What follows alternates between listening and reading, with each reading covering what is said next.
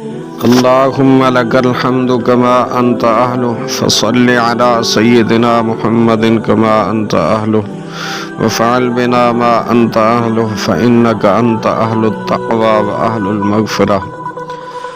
اللہ رب العزت کے مبارک اور بابرکت نام سے آغاز کرتا ہوں جو انتہائی مہربان نہایت رحم والا۔ کروڑوں درود کروڑوں سلام سید الانس والجان سیاح لا مکان فخر کون و مکان صلی اللہ علیہ وآلہ وسلم کی مبارک ذات پر، آپ کی آل پر، آپ کے اصحاب و ازواج پر، انسان پر اللہ پاک کی کرم نوازیاں۔ حضرت سیدنا عبداللہ بن عبید رحمۃ اللہ علیہ سے روایت ہے، فرماتے ہیں اللہ پاک کے نبی اور ہم سب انسانوں کے والد محترم حضرت آدم علیہ السلام نے اللہ پاک کی بارگاہ میں عرض کیا، اے رب کریم، تو نے شیطان کو میرا دشمن بنایا ہے لیکن میری اولاد اس کا مقابلہ کرنے کی طاقت نہیں رکھتی۔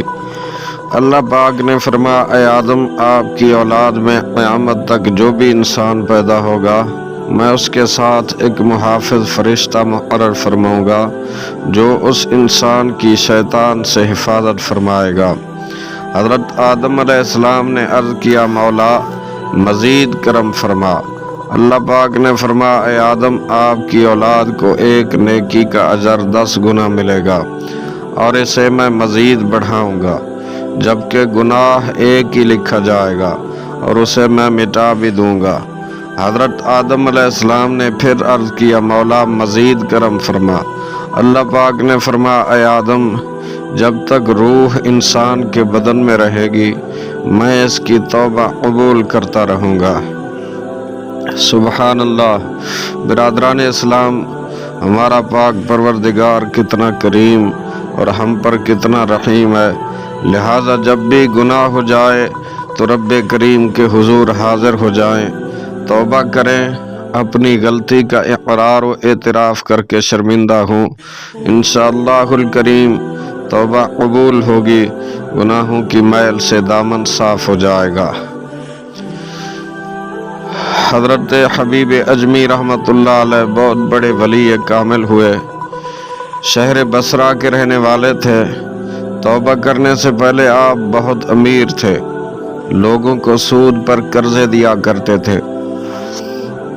حال ایسا تھا کہ جب کسی مقروض سے قرضے کی رقم واپس لینے جاتے اور وہ نہ دے پاتا تو اس سے اپنا وقت ضائع ہونے کا جرمانہ بھی وصول کیا کرتے تھے۔ ایک مرتبہ آپ کسی مقروض کے ہاں پہنچے، دروازے پر دستک دی، وہ مقروض خود تو گھر پر موجود نہیں تھا، البتہ اس کی بیوی نے کہا کہ میرا شوہر تو گھر پر نہیں ہے، نہ ہی میرے پاس رقم ہے جو آپ کو دے دوں، البتہ آج ہم نے بکری ذبح کی تھی، اس کا سارا گوشت ختم ہو چکا ہے، سر باقی ہے، وہ لینا چاہیں تو لے جائیں۔ حبیب اجمی رحمۃ اللہ علیہ نے بکری کا سر لیا اور گھر آ گئے، زوجہ کو کہا اسے پکاؤ۔ زوجہ بولی گھر میں نہ لکڑیاں ہیں نہ دوسرا راشن، چنانچہ آپ لکڑیاں وغیرہ بھی مقروضوں کے ہی گھر سے لے آئے۔ زوجہ نے ہانڈی بنائی، ابھی کھانا تیار بھی نہیں ہوا تھا کہ ایک بھکاری آ گیا۔ حبیب اجمی رحمۃ اللہ علیہ نے اسے بھی باتیں سنا کر نکال دیا۔ کھانا تیار ہو چکا تھا، آپ کھانے کے لیے بیٹھے، مگر جیسے ہی زوجہ نے ہانڈی کھولی تو اس میں بکری کے سر کی جگہ خون ہی خون بھرا تھا۔ زوجہ نے پکار کر کہا، دیکھو تمہاری کنجوسی کا نتیجہ، ہانڈی خون سے بھری پڑی ہے۔ ہانڈی کا یوں خون میں تبدیل ہو جانا گویا قدرت کی ایک تنبیہ تھی جسے حضرت حبیب اجمی رحمۃ اللہ علیہ نے سنجیدہ لیا، فوراً ہی سارے گناہ چھوڑنے کا پکا ارادہ کر لیا۔ اب حضرت حبیب اجمی رحمۃ اللہ علیہ گھر سے باہر نکلے، گلی سے گزر رہے تھے کہ وہاں کھیلتے ہوئے بچے ایک دوسرے سے بولے، دور ہو جاؤ، حبیب سود خور آ رہا ہے، کہیں ایسا نہ ہو اس کے قدموں کی دھول ہم پر پڑے، ہم بھی بدبخت ہو جائیں۔ یہ دوسری چوٹ تھی۔ اب تو حضرت حبیب اجمی رحمۃ اللہ علیہ کا دل بالکل پگھل گیا۔ آپ فوراً حضرت خواجہ امام حسن بصری رحمۃ اللہ علیہ کی خدمت میں حاضر ہوئے اور سارے گناہوں سے معافی مانگ لی اور سچی توبہ کر لی۔ توبہ کے بعد آپ گھر واپس آ رہے تھے کہ دیکھا وہی بچے گلی میں کھیل رہے تھے۔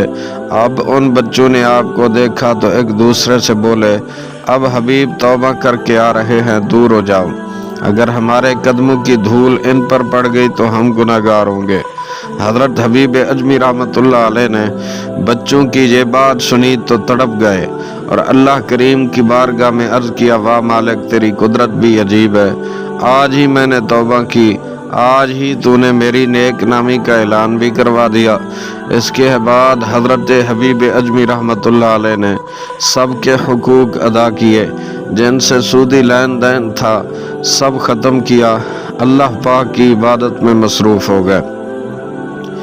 محبت میں اپنی گمایا الہی، نہ پاؤں میں اپنا بتایا الہی، عبادت میں گزرے میری زندگانی، کرم ہو کرم یا خدا یا الہی۔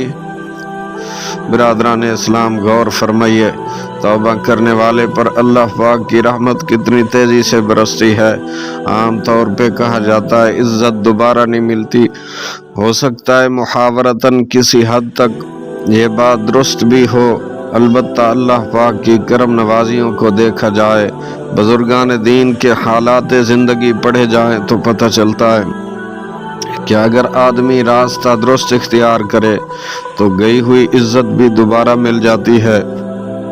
دیکھیے حضرت حبیب اجمی رحمۃ اللہ علیہ سودی لین دین کیا کرتے تھے، گلی کے بچے تک آپ سے متنفر تھے، آپ کو دیکھ کر دور بھاگ رہے تھے کہ کہیں ان کے قدموں کی دھول ہم پر نہ پڑ جائے ورنہ ہم بھی بدبخت ہو جائیں گے۔ لیکن جیسے ہی آپ نے توبہ کی، اللہ پاک کے حضور سر جھکایا، اللہ کریم سے تعلق جوڑا، تو کچھ ہی دیر کے بعد وہی بچے کہہ رہے تھے، دور ہو جاؤ، حبیب اجمی رحمۃ اللہ علیہ کو راستہ دے دو، کہیں ہمارے قدموں کی دھول ان پر پڑ گئی تو ہم گناہگار ہوں گے۔ پتہ چلا عزت دوبارہ مل جاتی ہے، شرط صرف ایک ہے، آدمی راستہ درست اختیار کرے۔ اولیاء کرام کی سیرت کا مطالعہ کر کے دیکھیے، ہزاروں اولیاء کرام ہیں جو توبہ سے پہلے گناہوں میں مشغول تھے، معاشرے میں انہیں بری نظروں سے دیکھا جاتا تھا، لوگ ان سے نفرت کیا کرتے تھے، مگر جیسے ہی انہوں نے توبہ کی، نیک رستے کے مسافر بنے، عبادت و ریاضت میں مصروف ہوئے، تو وہی لوگ جو پہلے نفرت کرتے تھے ان کی استعمالی چیزوں تک سے برکت لینے لگ گئے۔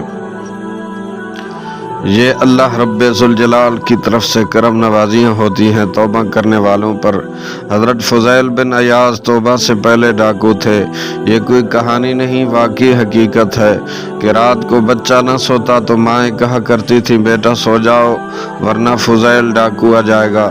جس راستے پہ آپ ہوتے لوگ ڈر کے مارے اس راستے سے نہیں گزرا کرتے تھے، مگر جب آپ نے توبہ کی، جن کا مال لوٹا تھا واپس کیا، سارے حقوق ادا کیے، اللہ پاک کی عبادت میں نیک کاموں میں مصروف ہوئے، تو یہی حضرت فضیل بن عیاض رحمۃ اللہ علیہ تھے کہ وقت کا بادشاہ آپ کے دروازے پہ کھڑا تھا اور انتہائی عاجزی سے عرض کر رہا تھا، عالی جاہ ایک بار ملاقات کا وقت تو عطا کر دیجئے۔ اللہ اکبر۔ ایسے ہی حضرت بشر حافی رحمۃ اللہ علیہ توبہ سے پہلے شرابی تھے، بچہ آپ کو شرابی کہتا، آپ کے ملنے کا ایک ہی ٹھکانہ تھا اور وہ تھا شراب خانہ۔ ہم سمجھ سکتے ہیں کہ شرابی و نشہ کرنے والوں کو آج کل ہمارے معاشرے میں کتنی عزت دی جاتی ہے، تو اس دور میں جب کہ نیکی غالب تھی، اس وقت شرابیوں کو کن نگاہوں سے دیکھا جاتا ہوگا، مگر اللہ کریم کی رحمت کے قربان جائیے، حضرت بشر حافی رحمۃ اللہ علیہ نے توبہ کی، نیک رستے کے مسافر ہوئے، رب کائنات نے ایسی عزت سے نوازا کہ جس رستے سے آپ گزرتے تھے جانور بھی اس رستے کا ادب کرتے اور اس پر گندگی نہیں کیا کرتے تھے۔ یہ ہے عزت کا دوبارہ ملنا۔ ہم درست راستہ اختیار کر کے دیکھیں تو صحیح، عزت دوبارہ ملتی ہے۔ ہمارے ہاں لوگ سمجھتے ہیں عزت پیسے سے ملتی ہے، منصب اور عہدوں سے ملتی ہے، سوٹ اور بوٹ سے عزت ملتی ہے۔ بندے کے پاس مہنگی گاڑی ہو، مہنگا موبائل ہاتھ میں ہو، ہزاروں کے کپڑے پہنے ہوں، عالی شان کوٹھیوں میں رہتا ہو تو عزت ملتی ہے، مگر ایسا نہیں ہے۔ اللہ پاک فرماتا ہے من کان یرید العزت فللہ العزت جمیعا، ساری عزتیں اللہ پاک کے ہاں ہیں۔ عزت و ذلت کا مالک رب کائنات ہے۔ اس کے دروازے پہ آئیں، یہاں سر جھکائیں، گناہوں سے توبہ کریں، اپنے مالک کریم کے حضور حاضر ہو کر عرض کریں مولا میں بھاگا ہوا بندہ ہوں، حاضر ہوں، اے مالک کریم تو قبول فرما لے، اس بندہ گناہگار پہ کرم فرما دے۔ بندہ اپنے گناہوں نافرمانیوں پر سچے دل سے شرمندہ ہو کر عرض کرے میں بندہ عاصی ہوں، خطا کار ہوں مولا، لیکن تیری رحمت کا طلبگار ہوں مولا، وابستہ ہے امید میری تیرے کرم سے، تیرا ہوں فقط تیرا پرستار ہوں مولا۔ یہ ہے عزت ملنے کا درست راستہ۔ یہاں جھک کر دیکھیے اللہ کریم نوازے گا، انشاءاللہ ضرور نوازے گا۔